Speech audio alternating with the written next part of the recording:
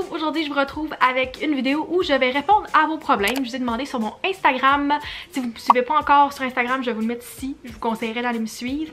Mais je vous ai demandé de me donner vos problèmes de façon anonyme et que ce soit une petite affaire, une grosse situation, peu importe. Je vais essayer d'y répondre tout en prenant un petit verre qui est justement ici. C'est mon deuxième verre, on est lundi après-midi, fait que je suis vraiment dédiée à vous. S'il vous plaît, mettez un like à la vidéo et abonnez-vous pour dedication et c'est parti, cheers! On va commencer avec des choses un petit peu plus soft puis on va finir avec le plus spicy. La première personne me demande comment être plus motivée.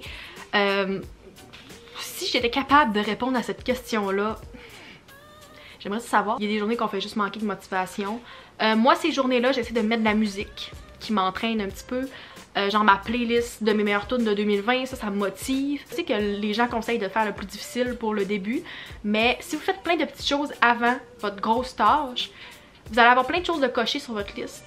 Fait que ça va être plus facile après de vous dire ok, ben j'ai déjà commencé, je vais continuer. En même temps, je suis qui pour donner ce conseil-là parce qu'il me reste 3 semaines pour faire un cours complet de maths et même l'urgence me donne pas plus de motivation pour le faire. Si jamais vous avez des trucs de motivation, laissez-moi là dans les commentaires parce que moi aussi j'aimerais vraiment les savoir. Je suis vraiment pas la meilleure personne pour t'aider, je suis désolée. Encore dans la même lignée, je n'ai jamais réussi à bien organiser mon temps. Moi je suis bien bonne pour organiser mon temps et de le prévoir, mais quand vient le temps de réaliser ce que j'ai prévu, très difficile.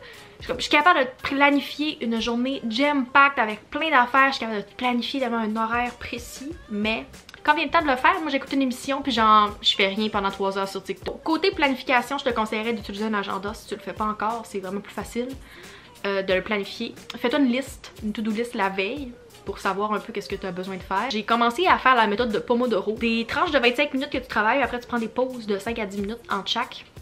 Ça peut aider. Si t'es zéro motivé puis tu sais pas, comme t'es tanné, t'as le goût de tout le temps prendre des pauses, fais ça. Ensuite, on a quelqu'un qui me dit « J'ai tellement hâte d'être en couple, mais ce n'est pas encore arrivé. » J'étais comme toi il y a quelques mois. J'ai eu un petit breakdown, genre en février à peu près, juste avant la pandémie, que je m'endormais le soir en pleurant, puis le lendemain, je pouvais pas aller à l'école parce que j'avais trop les yeux bouffis. C'était arrivé une journée que j'ai skippé un cours pour ça. J'étais juste pas capable de me lever parce que j'avais trop pleuré la veille. J'étais vraiment découragée, j'étais comme oh, je serai jamais en couple. J'essayais trop de penser au futur tout le temps puis à me dire qu'est-ce que j'avais pas. Puis quand la pandémie est arrivée, j'ai réalisé comment que c'était vraiment niaiseux de penser de même. Puis que si quelque chose est pour arriver, ça va arriver. En ce moment, on est en plein milieu d'une pandémie, j'ai zéro le goût d'été. Ça va être un plus si ça arrive, mais comme c'est tellement pas nécessaire. Rends-toi compte que t'es assez par toi-même. Moi, j'apprends à vivre ma vie de femme indépendante. Puis si jamais il y a quelqu'un qui arrive dans ma vie, ben ça arrivera. T'es pas toute seule, là, gars. Moi, j'ai jamais été en couple à 20 ans, presque 21, puis sérieux, ça me dérange pas. Je souffre d'anxiété depuis 6 mois. Ça m'empêche de travailler et j'ai consulté. Ça, c'est touché parce que l'anxiété, c'est pas quelque chose que tu peux contrôler. C'est une maladie. La pire phrase que vous pouvez dire à quelqu'un qui fait de l'anxiété, c'est de dire oui mais t'as juste à essayer de relaxer, déstress, genre c'est pas toi qui choisis. Essaie de te mettre moins de pression si c'est quelque chose qui est vraiment très grave puis que tu sens que t'es comme plus capable de fonctionner. Si ça t'empêche de travailler, peut-être que ça serait bon de prendre une pause. Si t'es capable d'avoir un arrêt de travail, surtout si tu consultes, peut-être que la personne pourrait te donner un arrêt de travail. Je pense que c'est quelque chose que tu pourrais demander, peut-être que ça pourrait t'aider, mais de la médication aussi, ça serait peut-être une bonne solution pour toi. Si tu continues à consulter, ça peut être une bonne chose pour toi. Quelqu'un que je connais mais que je n'aimerais pas me dit, le gars que je vois trouve que Québec c'est loin, que faire?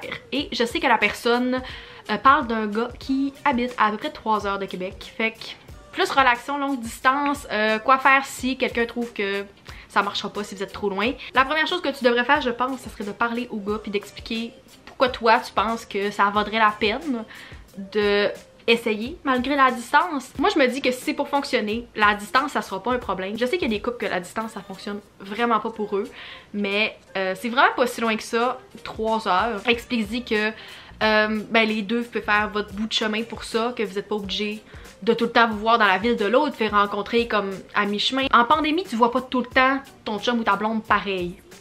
T'es pas supposé autant te voir ces temps-ci que normalement.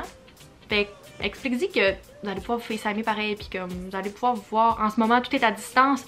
Tu peux aller passer une semaine chez ton chum, ta blonde, puis aller faire tes cours en ligne là-bas. Tu sais, ça se fait. Ma réponse, c'est que si vous voulez, vous pouvez. Puis regarde avec lui, c'est quoi ses inquiétudes, puis pourquoi lui pense que ça pourrait pas marcher.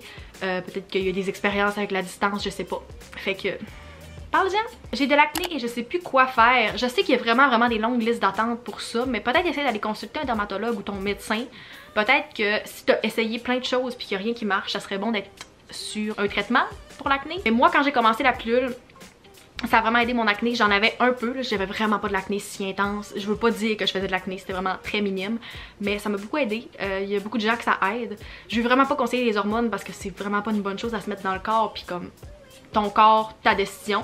Mais peut-être que ça pourrait être une bonne idée d'aller consulter puis que quelqu'un, un professionnel, pourrait t'aider. Je m'entends bien avec quelqu'un, mais dater en pandémie, c'est pas idéal. Je la comprends parfaitement. Moi, je suis pas à l'aise de dater en pandémie. Je sais qu'il y a beaucoup de couples qui se sont formés depuis quelques mois. Puis si ça fonctionne pour vous, go for it. Je sais pas le contexte, je sais pas si vous êtes déjà rencontrés ou si ça serait comme votre première date, mais je pense pas qu'avoir une première date en ce moment c'est idéal. C'est mon opinion. Si on avait été l'été, je t'aurais conseillé peut-être de faire une date dans un parc ou d'aller dehors. Quelque chose que vous pourriez faire, c'est de faire de quoi qui est légal en ce moment. Fait que mettons d'aller faire du ski ensemble, ça vous fait une belle activité, vous pouvez jaser aussi. Sinon vous pouvez aller prendre une marche. Essayez de faire des affaires qui sont faciles à faire en ce moment puis que ça vous permettrait de vous connaître un petit peu plus. Mais sinon tu peux lui expliquer que t'es pas à l'aise puis vous verrez plus tard. La prochaine, avant que vous me disiez que vous êtes sceptique et que c'est pas arrivé, je connais la personne et je vous confirme que c'est une vraie situation. Fait que je tenais à vous la partager. Mon ex-gay fait maintenant de la porno. Comment gérer? Sérieux, être la personne... Je sais même pas comment j'aurais réagi. Juste à l'apprendre, tu dois faire le saut un peu. C'est vraiment une drôle de situation. Je sais vraiment pas comment moi j'aurais réagi. Essaie d'extérioriser tes sentiments, en parler à des gens autour de toi. Dites-moi ça dans les commentaires, qu'est-ce que vous feriez? Moi je ferais un TikTok avec toi, je pense que tu peux être viral avec ça. Genre ta réaction. Ça serait mon meilleur conseil, parce qu'à part ça, je sais pas qu'est-ce que je fais. La dernière chose auquel on va répondre, c'est quelqu'un qui me demande des conseils par rapport à Tinder. Je suis vraiment pas une experte, honnêtement. Tout ce que je fais avec Tinder, c'est que je le mets et je le resupprime comme quelques jours plus tard. Je pense que même en ce moment, ça fait tellement longtemps que j'ai pas été active que mon compte est juste pas visible. J'ai voulu le réinstaller quand j'ai déménagé parce que j'étais comme, ok, au moins ce sera pas des personnes avec qui je suis allée au primaire, au secondaire, l'ex à une de mes amies. C'est ça, en région, t'as tout le temps du monde que tu connais, puis t'es comme, ok, je suis pas à l'aise. Je suis vraiment pas bonne avec Tinder. Je vais vous avouer que quand quelqu'un m'écrit, souvent je réponds même pas. Je pense que si ton but avec Tinder, c'est vraiment d'avoir une connexion, puis de rencontrer quelqu'un, écris à la personne en premier. Si tu fais juste attendre que la personne t'écrive quand vous avez un match, ça risque que personne s'écrive puis qu'il arrive rien. Fait que prends ton courage à deux mains. Texte les personnes en premier. En ce moment, qu'est-ce que je vois le plus puis qui me décourage, c'est les gars qui font des pick-up lines avec des affaires de COVID. Genre les gars qui disent, est-ce que t'as le COVID parce que tu me donnes de la fièvre, ou des affaires de même comme... Non, s'il vous plaît. C'est 100% de chance que si vous m'écrivez une affaire de même, je vous réponde pas. Essayez de faire une petite joke, quelque chose qui a rapport avec sa bio. Peut-être si tu vois quelque chose dans une de ses photos ou tu vois une activité que la personne a écrit dans sa bio, essaie de faire un lien avec ça. C'est pour voir que t'as pas envoyé la même phrase à tout le monde.